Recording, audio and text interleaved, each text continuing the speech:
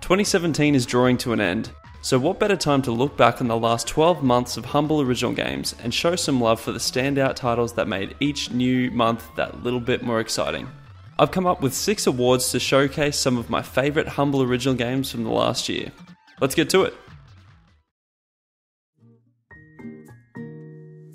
Just like last year, picking best audio is one of, if not the toughest category, as almost every game this year had good sound design, and a handful even had great sound work. But there's one game that the sound design was so integral to the experience that the game just wouldn't be the same without it, and that game is Kimmy. The way Kimmy used its incredible original soundtrack to give such emotional gravity to a visual novel drawn in crayon is a real testament to the power that good audio design can have. And for that, it stands out as most deserving of the Best Audio Award.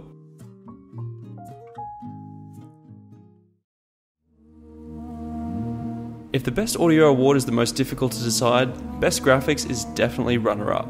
Almost every game this year had a unique visual design, and there were a few impressive standouts, but in my mind the winner is obvious. Tiny Echo's visual design is downright incredible. The highly detailed painterly backgrounds are not only gorgeous to look at, but they immerse you in the weird, spooky world in a way that not many games are able to do. But I think what says the most is that I actually praised the game's slow character movement in my review, as it simply gave me more time to enjoy the visuals.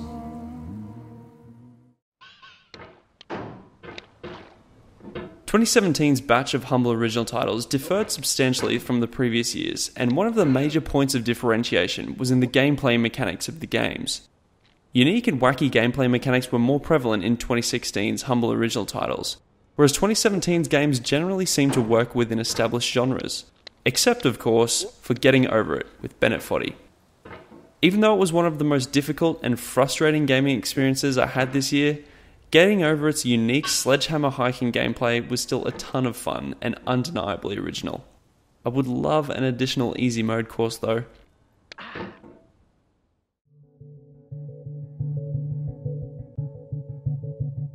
Sticking to the theme of 2017's trends in the humble original games, each year I like to create a category based on a prevalent theme that a number of the games had in common, and in spite of the chaos and volatility of the world at large, this year I really appreciated how chill so many games were.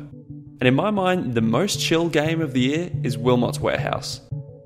Everything about Willmott's Warehouse is like a detoxifying massage for my brain. The chill music, the soft visuals, the pretty colours, it's the opposite of a sensory overload.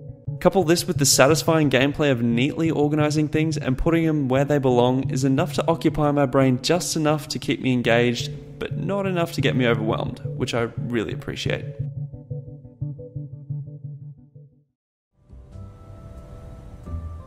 The Humble Original program was created as a space for devs to experiment with gameplay ideas that are a little too wacky or weird to risk developing into a full-fledged product. And this category is designed to let these developers know that I believe what they've created is good enough to stand on its own and deserves to be built up and expanded upon. For me, I knew the winner of this category needed to be THOR.N the moment I realised I was playing a narrative-driven first-person clicker game. I've given this award to THOR.N not only as a congratulations to the developers, but also as something of a challenge. I was amazed that they were able to successfully make a 15-minute experiment with the concept, and I would be absolutely floored if they could figure out how to make it into a full game. And here we are, the final award, the Humble Original Game of the Year. This category simply recognises my favourite game in 2017, and if you've watched each of my videos this year, you might have an idea as to the winner here. My favourite Humble Original game of 2017 is Tiny Echo. It was a game that I actually didn't stop playing until I finished it, and then replayed again a few days later.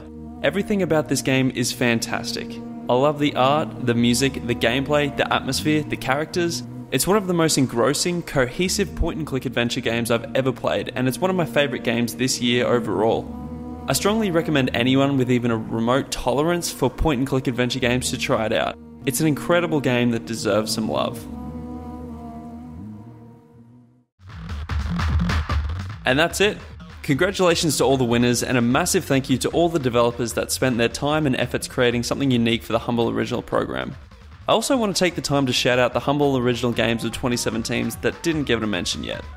Oh Dear is an awesome psychotic racer with a great soundtrack that is used throughout this video. Uurnog is a cool platforming adventure game with a great collectathon premise. Jawns is a groovy board game that's a ton of fun to play with a friend.